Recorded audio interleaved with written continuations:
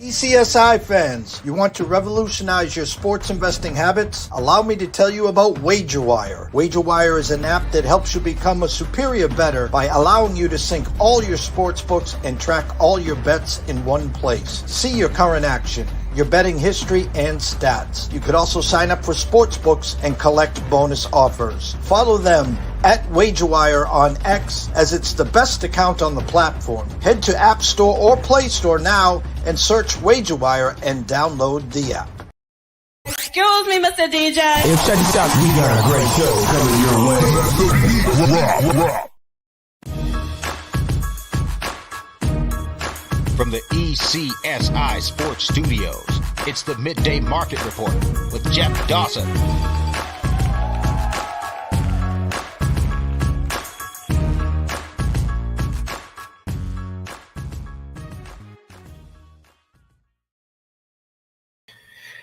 Good afternoon, sports fans from all around the globe. I am the host, Jeff Dawson, East Coast Sports Investors, and this is the Midday Market Report for Wednesday, July 3rd, 2024, Pot de. I hope I said that right, Andrew. It's our second shot with Andrew. Our usual Monday spot, we talked for about a half hour, went live and having an issue with the internet, kept freezing, and I kept trying to reload. Finally, I tapped out. Andrew circles back and says, hey, let's try to give it a twirl on Wednesday, and then I'll be on his channel on Friday, normal time as well. So we're going to give it a twirl. I will tell you this time I know for a fact. The internet on Cape Cod right now is horrendous today. It's hot. It's humid. Next week at this time, we'll be in the 90s. And down here, 90s with the humidity, will be like Vegas next Monday and Tuesday at a 117, which I will not be there this year. Very disappointed. My yearly trip out there for the World Series of Poker main event. Usually go out there for one full week. I will not be there, but get a lot of good stuff going on back home, and I'm blessed and honored to have the girls back for the long weekend, and it's going to be fun. Give a shout out to WagerWire, our proud sponsor and partnership. Head on over to Google Play, download the app. It is free.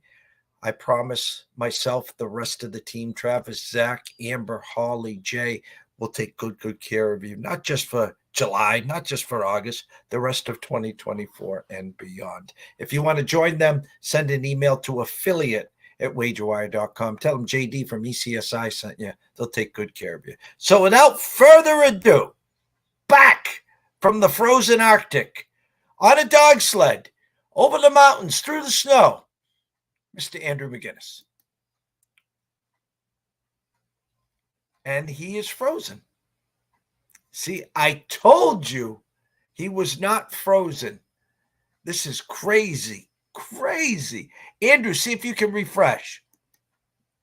Crazy. The Cape Cod, Canada connection is struggling. Here he comes. He's going to cut in. Here we go. Your intro was so good and so smooth that something had to go wrong. You were too good with your intro that something had to happen. Good to be back here with you. We tried on Monday. We're back here Wednesday. We got some picks, some line movements, some prop thoughts, even some NHL futures. So we'll pack it in. We're not going to give the weather or any internet time to mess with us today here, Jeff. Great to have you on the 3rd of July. Busy day here. Obviously, we're back. Brady, Kannon, 5 o'clock, tea time wagers. 6:15, Scott Webb in the batter's box, MLB top plays. I will be a guest at 8:30 on Sports Grid with Scott Wetzel. And then at 9 o'clock, I'll be in the Honda Pilot on my way to Boston to get my girl and her friend to bring them back for 4th of July in the weekend on Cape Cod. So enough about me. I want to get into the CFL here. We got games coming up. You sent me something already. A quick little what the hell's going on through the first 3 weeks. What'd you see over the weekend? And you can dive right in whenever you're ready. Jeff, I can't believe we're here in week 5. It feels like the season just started. We were doing season previews. I was writing up my season win totals for some of these teams, and here we are in week 5 right now. Not one, but 2 teams that are winless in the CFL, which is crazy to look at here. Actually 3, excuse me, not 1, not 2, but 3, as we have the Elks, the Bombers, and the Ticats all without wins here. 2 teams in the West, 2 teams in the East. Taking a look, I mean, this Montreal Alouettes team, they just got off to an unbelievable start, and they have not looked back. They have not looked like a bad football team since, week 4, week 5 of last season. I mean, this team has taken on they're taking on the role of the top dog in the CFL right now. BC wants to be that as well. Winnipeg is certainly kind of dropped off. They're 0-4. The question is, when is the week to jump back on them? Maybe it is this week. The Elks, new ownership coming to town. Are they going to be the Eskimos again?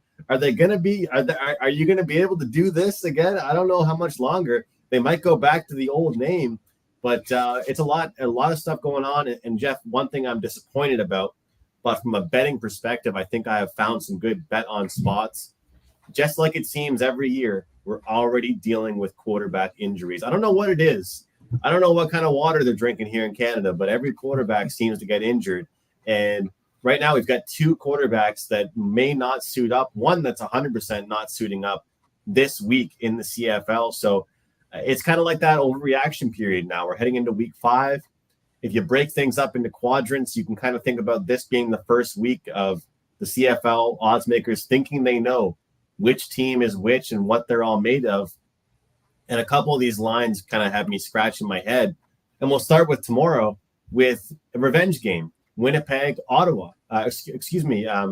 We've got Toronto and Saskatchewan. We'll get into the Winnipeg, Ottawa on Friday. So Toronto, Saskatchewan, we have no Trevor Harris. And, I was reading an article that I thought was really interesting because it was more about, it was like ethics and talking about, being a good coach, a good person, and not letting a player decide to throw themselves out there, Jeff, when they still want to play injured. Trevor Harris would play if he had a limp because he wants to play that badly. He's gotten his team to a 3-0 record. But here's the deal. If you're looking at schedules, they have got BC, they've got, of course, Toronto, and they've got Montreal, their next 3 opponents.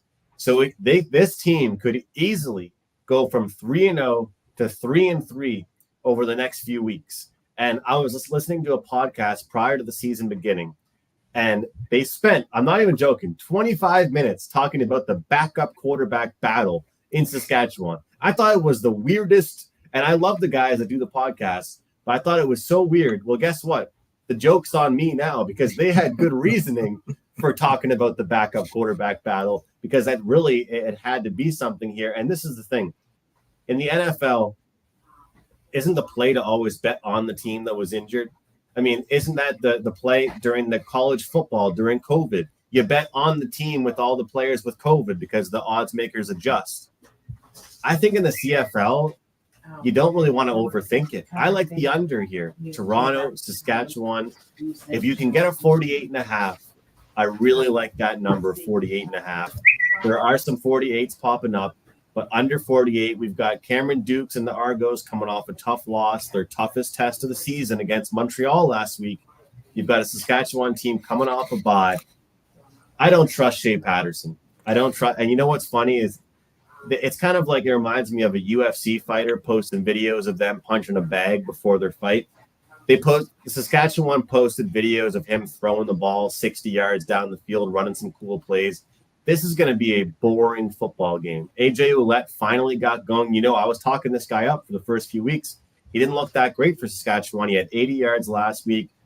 This to me is going to be which quarterback can have more checkdowns, which quarterback can throw a 10-yard pass more times and make the fewest mistakes. If I could bet, because you can't bet this prop in the CFL, if I could bet over 3.5 field goals like I can in the NFL, that would be my favorite bet of the whole week, Jeff.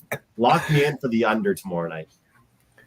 Yeah, I had an opening number of 3 minus 15 cents with a 48.5. Currently at circa right now, 3.5 minus 10 cents. So kind of right in that middle point, not going to 4, not going back to 3 either, with a flat 48. So a tad, just a smidgen of money on the under at the Circa. At Superbook, it is at 48 and a hook. And that's the only place it's 48 and a hook. Everywhere else, 48 there. I like where your eyes are, but I will now say it this way. I was listening to was watching, I think it was Gabe last week. He was talking some CFL, and you weren't on. It was someone else that was on, and they were. It might have been Friday night, and they were talking about the high numbers of early in the CFL, and now it's kind of time where the unders start tipping in. And in a game like this, I like where your eyes are for sure. I guess my question to you would be, do you feel more comfortable? Like, I think Toronto wins and covers, or am I crazy to say they lose outright? It's a real tough decision because I find, again, it's so hard to power rank these quarterbacks that you don't know much about, Jeff. I feel like I have a difficult time doing that. The question is, to me, did the CFL react enough to Shea Patterson being out? Or to being in there? Because remember when I was on Toronto in week 1 against BC, because there wasn't enough respect on Cameron Dukes, that number opened at some books in Canada at +8, and they closed as like 2.5, 3.5 point dogs, and they won outright. But I look at this number, it doesn't seem like it's enough of an adjustment. You know, and this is the thing is I've learned through my time handicapping football over the past years, and I've learned by making mistakes, that a lot of times you want your money on the team that has the injury, you know, and especially if they're coming off the bye week, they're playing at home. Everything really, because there's only one thing that doesn't set up for a good bet on for Saskatchewan, and it's the quarterback. They're rested, you know, but there's one of the wide receivers is injured, but they're rested. They're playing at home. They're off a bye. You know, they're playing against a Toronto team that just got exposed a little bit.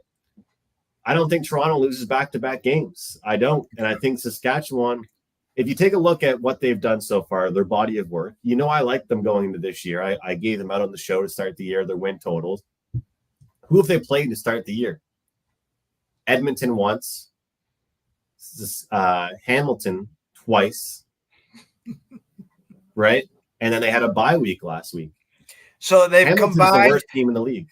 They've combined to they played 2 teams with no wins so far this season. Yeah. 2 teams that haven't proven anything. 2 teams that give up like 30 points a game. Hamilton's a free 30 against anybody they play. And then, of course, an Edmonton team that is struggling to even get fans in their seats because they've been so bad for years. So that's the thing, too, is I feel good about myself for saying, hey, Saskatchewan's going to be a good team this year. Sure, I can try and pat myself on the back, but this might be a good spot to bet against them. When it comes down to it, I don't want to decide who wins the game. I want to take the under. I think that it's going to be kind of a more run-heavy game. The only thing that I think could hurt my under, and this is, I was talking to someone just before doing a CFL show, I think, and you don't think about this stuff in the NFL, the thing that could hurt my under is turnovers.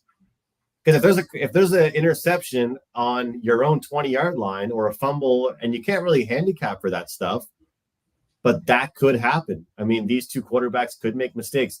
I think the pass rush Toronto has been really good. I saw that they're one of the top teams in tackles, one of the top teams in tackle for loss, but they're one of the worst teams defensively in giving up the big play. So it sounds kind of weird. Like they make the most tackles. They're great at getting stops, but then just when you think they're having a great game, they'll give up a 30, 40-yarder. I don't think Shea Patterson's throwing the ball 40 yards on anybody.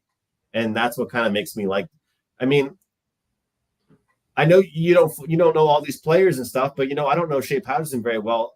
Just based on what you know, Jeff, and your numbers, if the number's 48 with Patterson, what do you think the number is with Trevor Harris? I was saying maybe 51 to someone earlier, 51 and a half.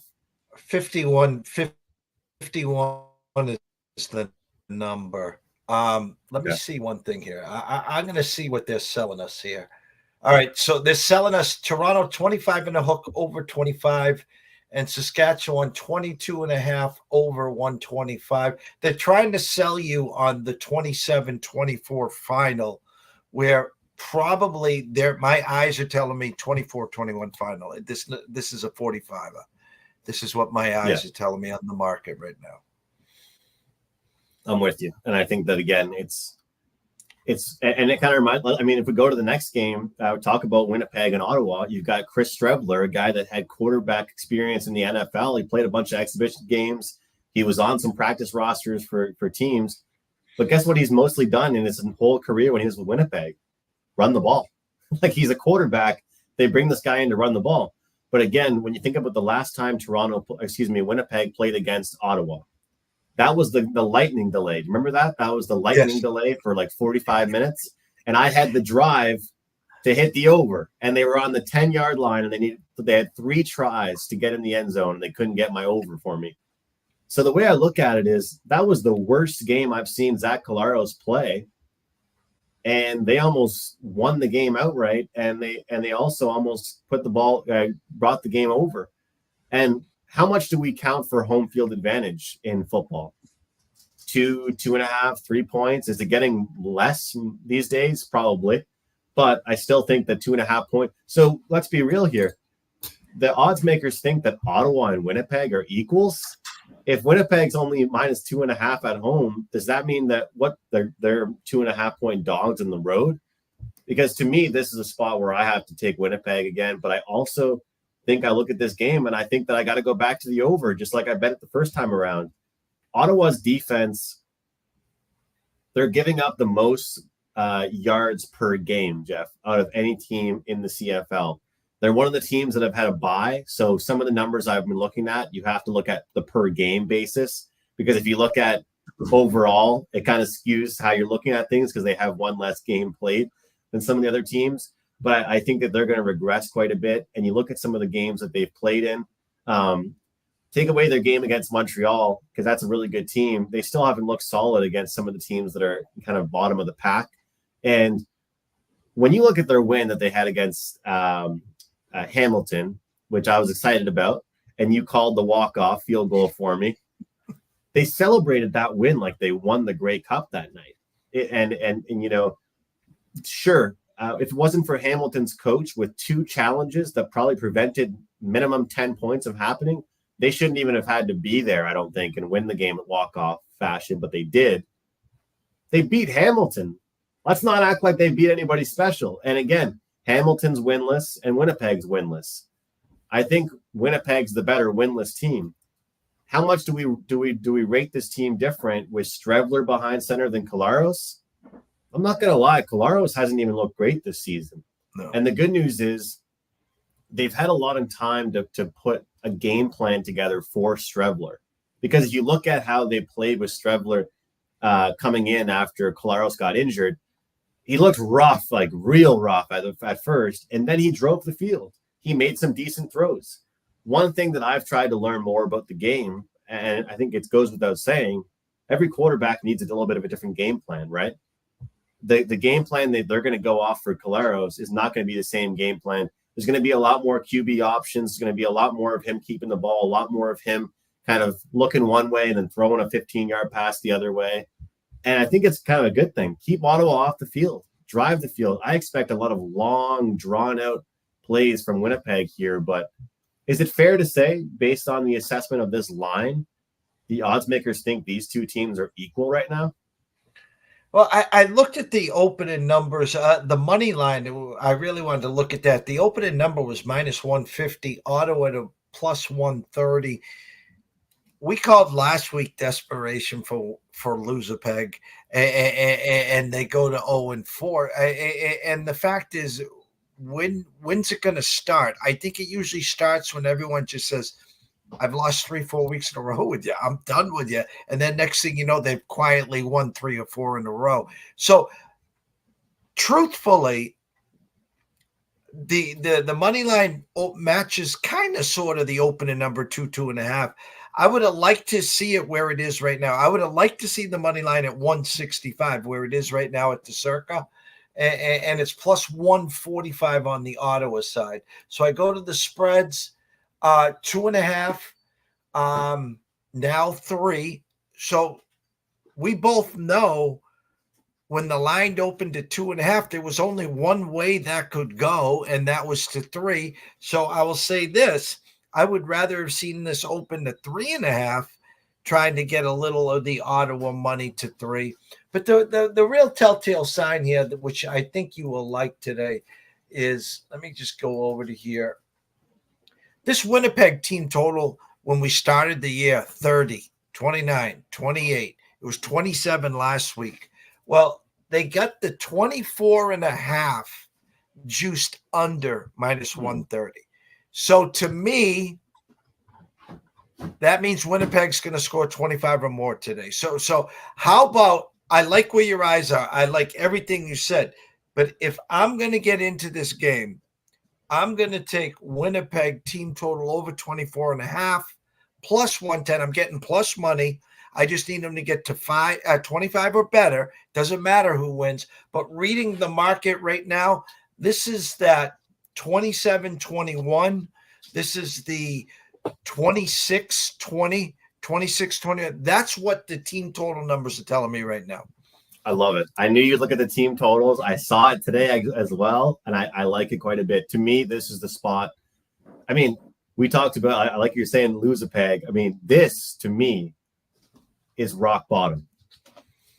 We talked about a couple weeks ago when these two teams played. Well, how about now? This is rock bottom, because if you can't beat this team, they have looked better than what they are.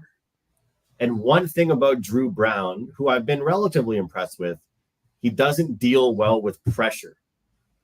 Everyone's a good quarterback when they can sit back and read the defense, right? Everyone's a good quarterback when they've got all the time in the world. Drew Brown is a different quarterback when he doesn't have a lot of time. And when Ottawa's MVP is their punt returner, that's a problem. And as someone that bet on Ottawa last week, I loved it. Every time this guy was catching the ball, I thought something great was going to happen. It's amazing to watch him, but that shouldn't be your best. That shouldn't be your best asset, is your punt returner and throwing him in there as a running back every now and then. And one thing to consider: when this team's down, can they run the ball as much? If they end up getting down a touchdown against Winnipeg, even 10 points, can they run the ball as much? I'm not sure. So I think a really good example. And I'm curious your thoughts based on the numbers with this next game we're going to talk about. Winnipeg right now, they've hit rock bottom with the point spread, minus 2.5. As far as Montreal, I feel like the odds makers are saying, all right, you guys like Montreal? Come bet them this week at 9.5 or 10. That seems like a hell of a lot of points, but whenever I even think in my head about betting against this Montreal team, I'm wrong. It seems to me like we're at two opposite ends of the spectrum here. One team that is getting zero respect with Winnipeg, and one team that is getting the most respect we've seen them get, since before I could even drive a car, Jeff, this Montreal team right now. Calgary team, to me, seems like a team that would love to hang around. They just might not win the game. I also could see that game going over Montreal-Calgary, because I got to admit, Montreal's offense has looked pretty good too. But what are your eyes telling you about that game?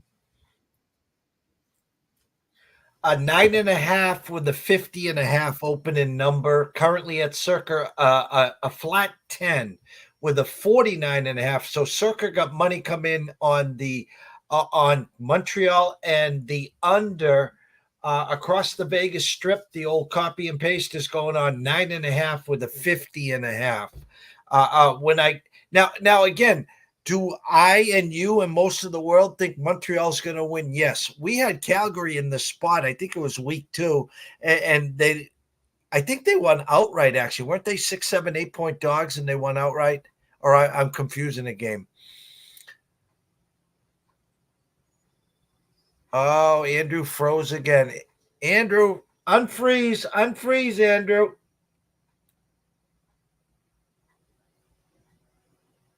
Come on, Andrew. I'll give it a second, see if he can unfreeze this. This internet is brutal. The summertime and the ACs and all the other stuff. Here he comes. There we go. Oh, there's three of me. Two of me. Yeah, they were faced against they were underdogs against BC, the Stampeders. They beat Hamilton in week 1. Let's see, who did they play? They had the Stampeders, they had the Ticats, the BC Lions, and then was it Ottawa?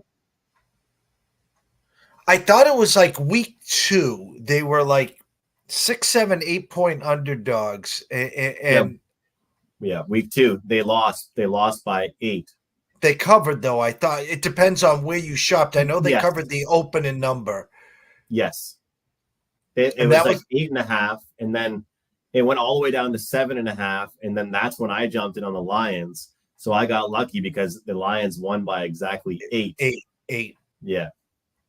And then it was Winnipeg. I can't believe I forgot about that. It was Winnipeg. So it was Winnipeg who they beat 22-19. Mm-hmm.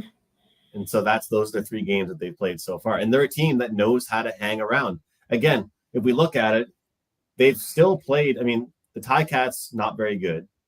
I get it. BC's pretty good, but that was a road game. And we get to play against the Bombers, who, even though they're winless, I still have respect for the Bombers.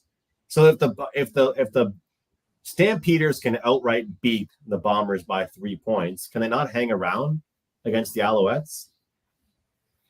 I think it's a tricky number because I like Montreal to win. I think that 9.5 and 10 is spot on. And I look at the team totals right now, and it's 20.5 juiced under. So they got Calgary at 20 or less.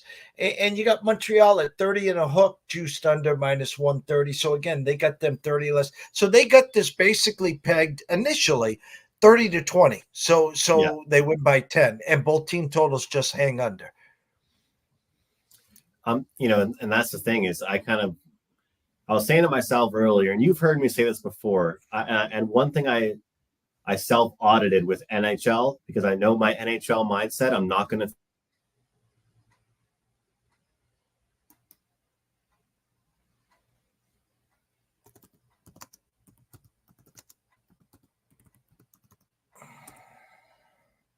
All right, we're going to give you one more spin here. I don't want you to keep freezing up on us. See if you can come back for one quick.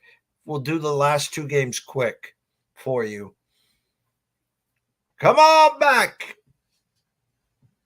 I know you can hear me, Andrew.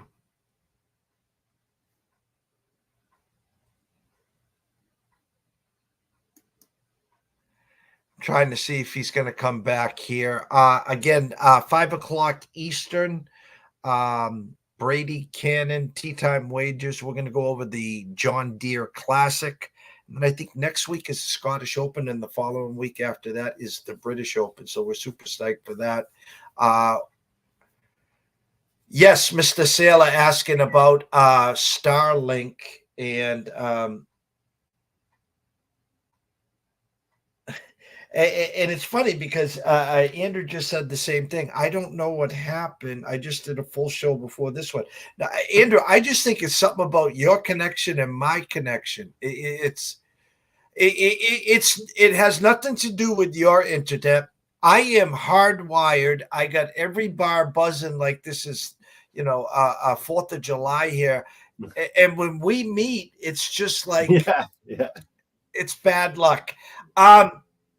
Before we freeze again, why don't you give out your side of what you like in Calgary, Montreal, and then just dive into BC Hamilton before we freeze up here?